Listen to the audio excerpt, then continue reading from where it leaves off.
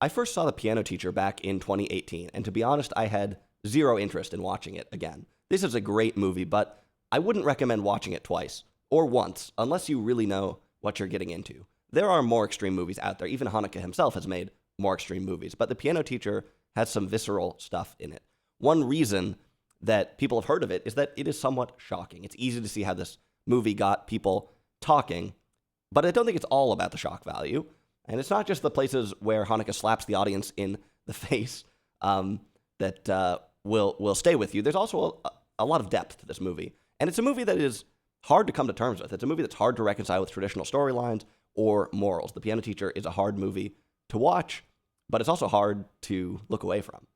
Like I said, I really didn't want to watch this again, even though a couple people had mentioned it. Of course, I've reviewed several Haneke films on this channel, and it tends to come up.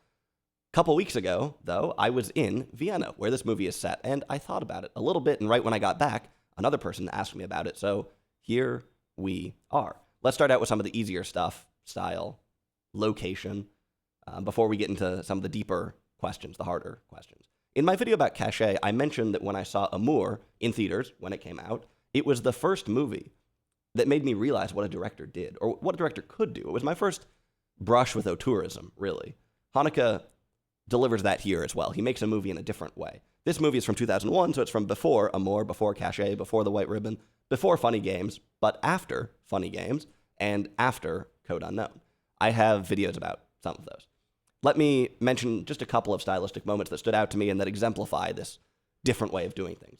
First, a simple thing. There's a scene in this movie where someone reads a letter. I'm not going to spoil this movie yet, but Walter, that's a character, at one point reads a letter. Lots of movies have letters being read in them. I think the cinematic universe maybe overrepresents letter reading. I'm not sure. Usually this is shown in one of two ways. Either the letter is read in voiceover, probably by the person who wrote it, or the person reading the letter reads it aloud for some reason. The film contrives some reason why someone else might be there to hear the letter, or they may just read it aloud for no reason whatsoever. Or if you're watching a really old letter, they might just hold up cursive letter that I can't read because my elementary school never taught me how to read cursive. I can kind of make it out.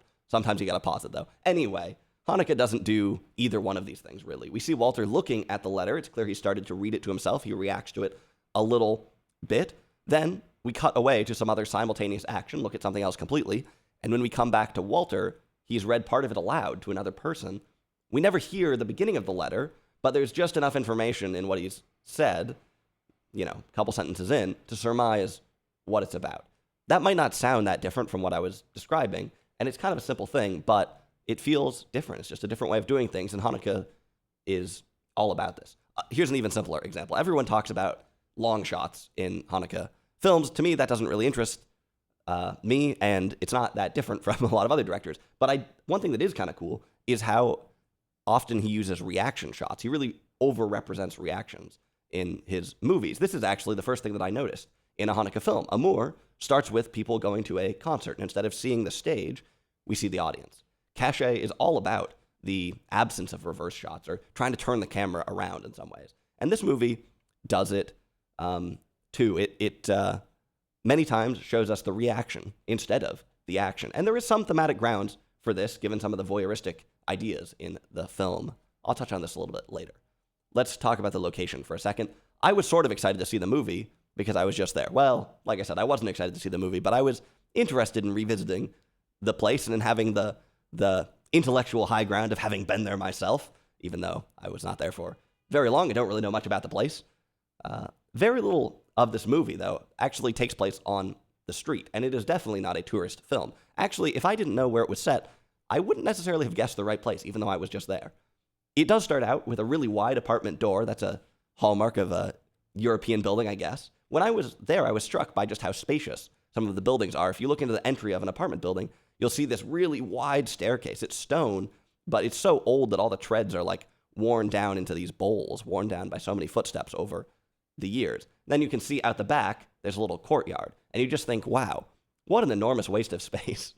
It's an amazing city, quite different from where I live. One more thing about Vienna is that when I was there, I had Fred Zinnemann on my mind a lot. He's one of my all-time favorite directors. He's a hero of mine, I would say. He was born in Vienna, and he went to law school there, so he lived there for a while. And when I think about his really ranging career, all the different movies he makes that in some ways are pretty hard to unite in one single theme, well, maybe more personhood. But what I think really defines those movies is a certain type of Viennese intellectualism. So I've been thinking, I need to find a good book about pre-war Vienna to go back to that time and place, because otherwise, it's just sort of gone. It's not just a place, but it's a time. If you know of such a book, let me know. I'll read it. But look, within about 5 minutes of walking around Vienna, something clicked for me. I can't really explain what, but I realized, you don't need a time machine to go back in Vienna. You're already there, right? Maybe that's a bit facile, but it was sort of a profound experience in some ways. Like I said, if you have a good book about pre-war Vienna, I'm all ears. A big stylistic element in this film is the use of music. That's not too surprising. I'll talk about Haneke's orientation towards classical music as an institution shortly, because that's really significant too. But first, let's just look at how he films things. There's a lot of musical performances in this movie, and just like reading a letter, a musical performance in a movie is a bit of a minefield, because most actors don't play instruments. In some movies, you wonder, have this character's hands and face ever been seen together in the same room at the same time? Haneke passes the most basic test. He more or less sells the idea that the actors can actually play the instrument. I guess Huppert had some experience with the piano as a child, and he avoids a lot of cliched shots. There's none of this film them from behind kind of thing. One way that he does this is by framing the piano unconventionally. Often when people play the piano in the movie, we see their hands. I mean, when we see people playing a piano in this movie, we often see the shot directly from above, right? We see their hands from the top, almost as if it's a YouTube playthrough of a song. So rather than showing us as much of the body as he can without revealing that it's actually somebody else playing, Haneke shows us very little of the person at the instrument. Mainly, this is maybe just unconventional, just another way of doing things, but I think there's maybe something to it as well. Showing just the hands and the keys links up your eyes to the music in some ways, gives you almost a tactile feeling of the notes. That could be a stretch. But there is a nice coherency in this film when we return to this shot. We have a common signifier of the piano and the music, a common act of playing in a grammar that sort of represents that. The opening credits of the film are spliced between some of these shots of people playing. I think the idea here is that we're seeing the various piano teachers' various students. Her name is Erica, by the way, although I don't think she's ever called Erica in the movie, so it feels really strange to call her that, but oh well. The thing that struck me here is that, we're seeing people playing, but when the opening credits come in, the music cuts out. When the credits cut in, the music drops away, and the silence here after the music is almost louder than the music itself. You might expect this movie that's sort of all about classical music, sort of, to have the music as a first-class citizen. But here, the pieces keep being interrupted. There's a similar thing in Amour, by the way, when the stereo playing this classical piece bound up in memory is switched off, and we're jolted back to the present time. Anyway, maybe for a piano teacher, the music sometimes becomes part of the job. Sometimes it's a little sterile, and you progress through the day splicing between all these different songs. As the movie goes on, we do get to know some of these pieces. It's a nice mechanism to hear the songs again. Something is sort of building. This movie is partly structured by a performance. It's not in the foreground, but it creates some sense of direction. Sometimes the score is interrupted, but there are also a couple times where we cut away from the performance, but the music keeps playing and is a stylish background for some other action. Here it's serving a more cinematic purpose, although this only happens a couple times, and a lot of the movie actually takes place in silence. It seems like there's less and less music as the film goes on, although I didn't make a rigorous account of that. That was my impression. Less and less music, even though we're getting closer and closer to the big concert. There are also some moments where the music really is front and center, where it's the only thing happening. So there's a few different things going on here. Sometimes the music is kind of sterilized. Sometimes it's cinematic and stylish. Sometimes it helps sort of move the plot along, and sometimes it is really the main attraction. All of these things are stylistically precise. I guess ultimately music is a lot of different things. Sometimes movies about music, forget about that, but not this one. I think this brings us towards a bigger question of how the movie is oriented towards the institution of music, classical music, which is represented, by this school that Erica teaches at, or this, I don't know if you'd call it a school exactly, but some sort of academy or whatever. Maybe by the end of the film, it isn't too hard to jump to a didactic conclusion here. After all, what's the very last thing that Erica does in the movie? I mean, the very last thing. Think about it. But A big part of this film is not the ending so much as how it unfolds, how it goes along. Haneke balances things very carefully. The movie opens with a scene between Erica and her mother. It's visceral. You're 2 minutes into the movie, and already you're dreading the rest of the movie. This kind of paints Erica in an empathetic light, but then we see her teaching her students, and she's kind of strict. You realize maybe she isn't that nice. We meet Walter, and we wonder, who is this guy? What are his intentions? Why is Erica so hesitant? Right alongside these questions is this other one, which is about this school. What are we to make of this in a more generative classical music? Is this a good thing? This is what I mean by unfolding. A big part of watching this movie is, grappling with these questions a little bit. Classical music often has a sacred feeling in film and maybe in society. And I think probably the assumption at the beginning of the movie is that it's something to behold, something that should be celebrated, something virtuous, that we're seeing a refined slice of society, that devoting your life to music and practicing all the time is a good idea. It's virtuous, like I said. But as things get going, this idea slips a bit. We see Erica as a teacher not being particularly empathetic. Okay, maybe you've seen Whiplash and you think, well, to be good at music, you have to hate music or something. You got to be mean. You got to have a teacher who is unempathetic. Maybe you're used to this idea of suffering for art or something like that. But slowly we're going to see more of the pieces of this society. For instance, we go to a concert in a nice apartment. There's a bit of a class angle in this movie, by the way. Erica and her mother do not own their apartment.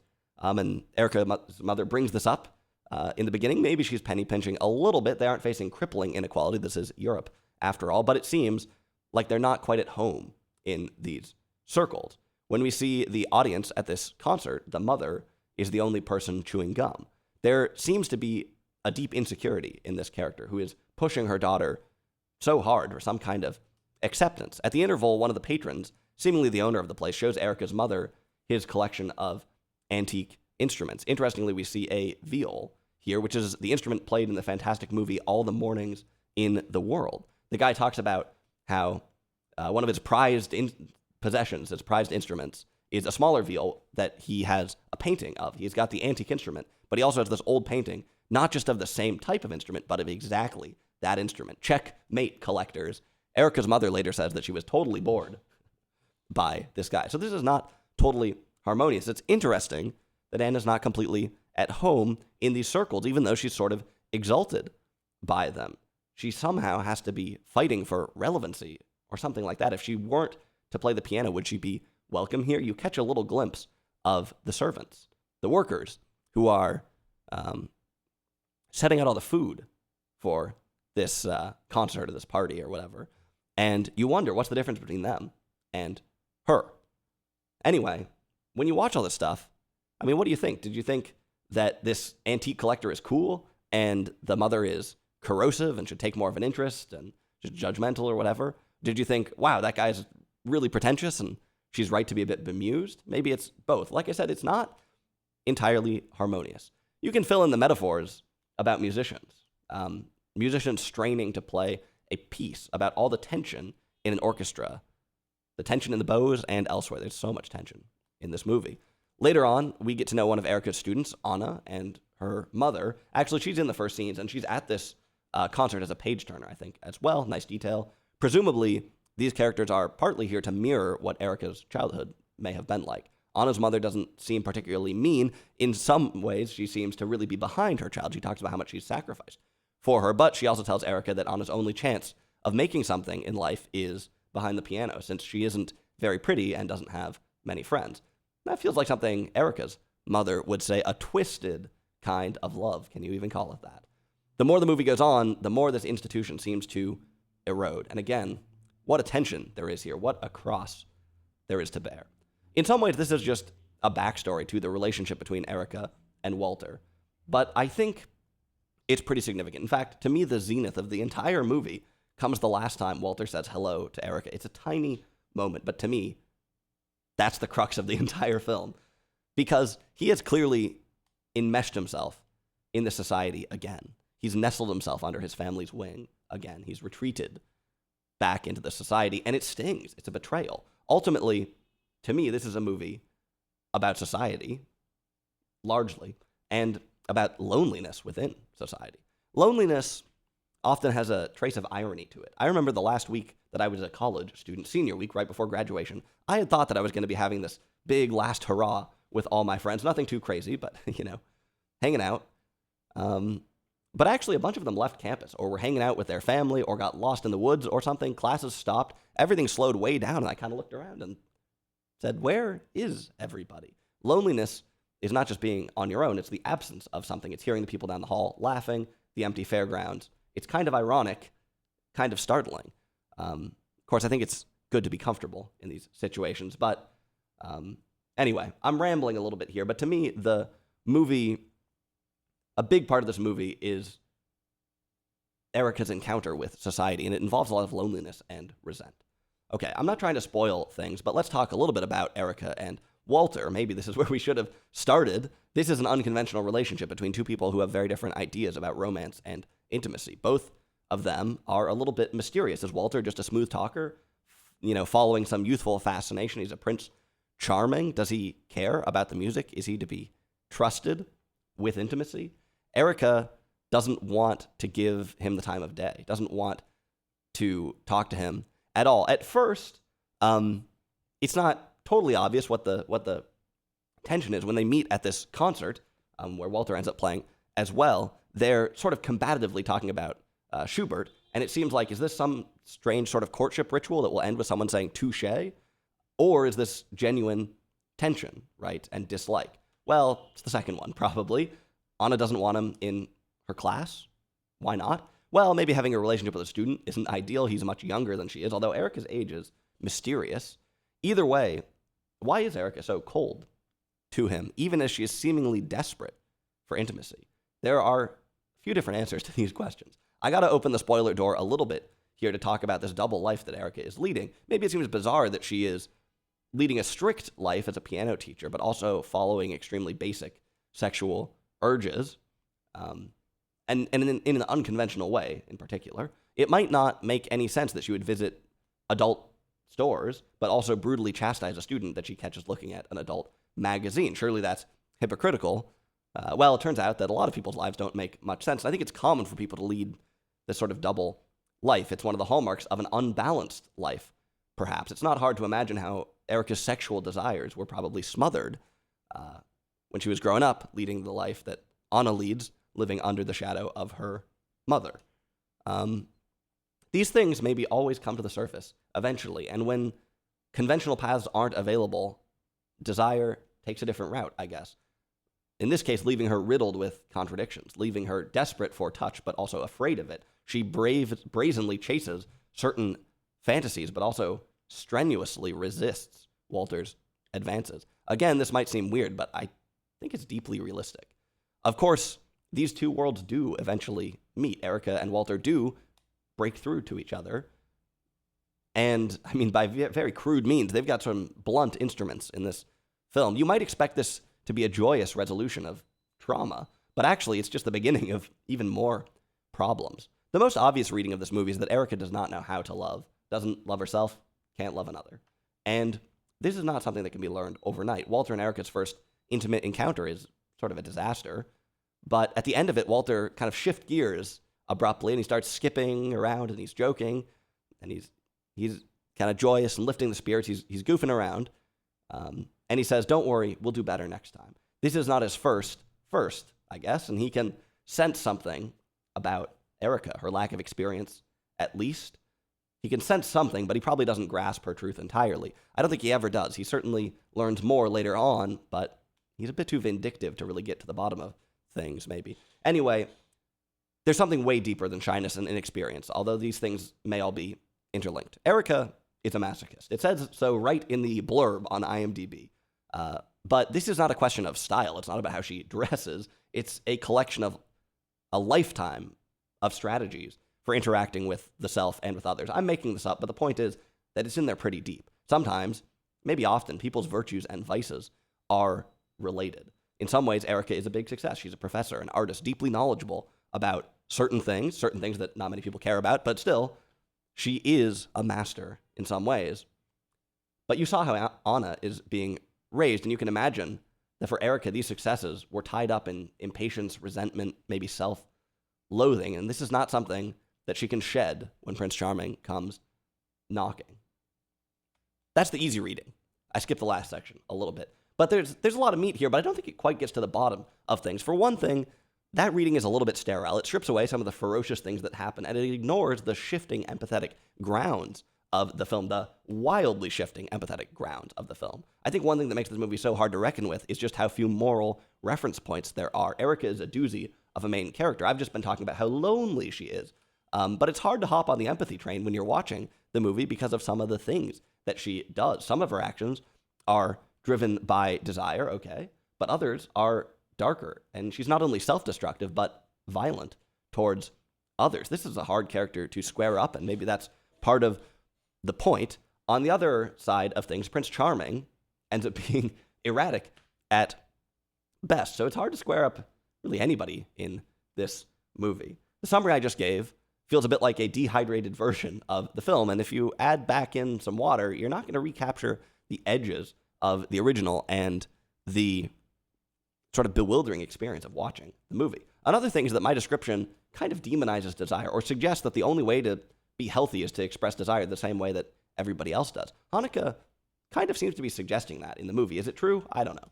The big question that goes unanswered is, what is Erica supposed to do? What's she supposed to do with her desire? Is she just a hopeless byproduct of a society that devours and exploits the very same people that it holds up as masters and role models and teachers? Is she just too weighed down by poor parenting, childhood trauma, to ever experience intimacy? If she had found a student who was more open-minded than Walter, without that tinge of cruelty, could she have found fulfillment? Or were her desires always fundamentally naive and hopelessly twisted?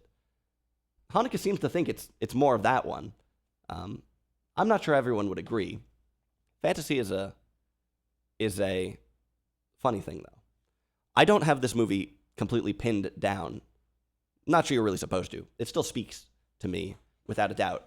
At first, it might seem like The Piano Teacher is a movie about extreme people, but I think some of the ideas are nearly universal. Most romantic films gloss over loneliness and shame, but those are fundamental things, aren't they? At the very least, Hanukkah is offering an extremely advanced course in empathy. Although, it's often hard to tell if he has a twisted vision of the world or if he sees things exactly how they are. In truth, this is not my favorite Hanukkah movie. For one thing, it's just a bit too unpleasant for me. I also find couple tinges of it being outdated. There's some allusions to sort of a gender war thing. There's some television clips about this, which I got nothing against, but it dates it a little bit for me. Not in like a nails on chalkboard kind of way, but it just feels a little bit older. I also find the movie to be pretty different from some of Hanukkah's other works. This movie is based on a book, notably. Originally, book written by a woman, by the way. Originally, Hanukkah was adapting the screenplay for another director, but he ended up at the helm because of some financing things, I think. Basically, all of his other movies are original material written by him, and I find that those tend to have a clearer, like, intellectual thesis, more of a meta structure, or at least more prominent themes. Code Unknown seems to be all about communication. For instance, Cache is about seeing and being seen. These are very rough summaries. Go watch the videos. But clearly, there's a big, like, intellectual superstructure around those movies, and you can think about that. Maybe more than you even engage with the plot directly. This movie feels more like a story of a person, and it's a compelling story, and there's some poignant ideas, and there are some themes, but I didn't find it to have the same sort of intellectual cohesion. Maybe I missed something, but I think it's plausible that this is a symptom of adaptation. Nonetheless, The Piano Teacher is a deep movie, a provoking movie, and the work of a true auteur. And of course, it is absolutely unforgettable.